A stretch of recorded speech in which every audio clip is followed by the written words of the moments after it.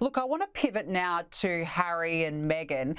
What are they up to? We haven't heard a lot from them in recent weeks, but what's next for them? Well, what's next for them in this country is precious little, I have to say, and I don't see any prospect of that changing. Harry, under normal circumstances, would have expected to be here today for the wedding of one of his closest friends, Hugh Grosvenor, who's the young Duke of Westminster, one of our aristocratic buddies of the royal family.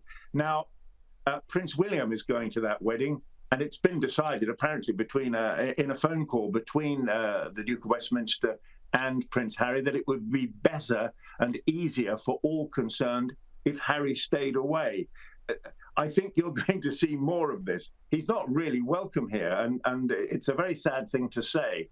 And I cannot see that changing. There is still an ongoing legal battle over whether he's entitled to paid for government royal protection. It's been denied. He's appealed, and there will be another hearing. So one of the obstacles to him coming over, apart from the fact that he's got nowhere to stay, and he hasn't been in the past invited to any of the royal palaces, one of the obstacles is his security, which he takes very seriously.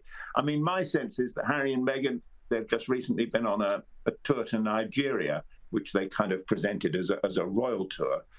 My sense is we're not going to see them welcomed here.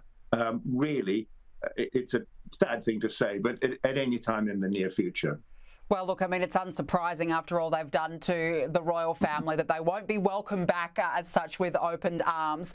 But look, I want to ask you about Prince Andrew now, because new details about his post-royal life have surfaced. According to The Sun, the Duke of York now mostly spends his days watching TV in a darkened room. What more can you tell us?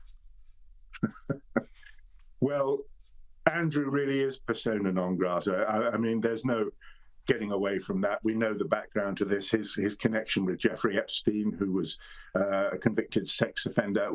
We know all about this. I mean, my feeling is, the royal family are very short of active members at the moment. The king has got cancer. Yes, he's just been visible in Normandy for the D-Day celebration, but he didn't stay there as long as he would normally have liked. Kate is out of the picture. Harry's gone. Under normal circumstances, Andrew would be front and centre because he's a senior member of the royal family. But actually, it's so bad in his case that they want to boot him out of his house. And he occupies this big grand house in Windsor Great Park in the shadow of Windsor Castle, 20 rooms or whatever it may be. And he's a tenant. And he has a lease. And he ain't going. He says he ain't going anywhere. But they want to move him into the smaller house called Frogmore Cottage. Don't be misled. It's not actually a cottage. It's still quite a big house. And that's the house that Harry and Meghan were booted out of, which is where they used to live when they were here. By all accounts, Andrew is digging his heels in. I think there had been perhaps a moment where he might have hoped to sort of slowly get back into royal duties, but I don't think that's going to happen. He really is persona non grata.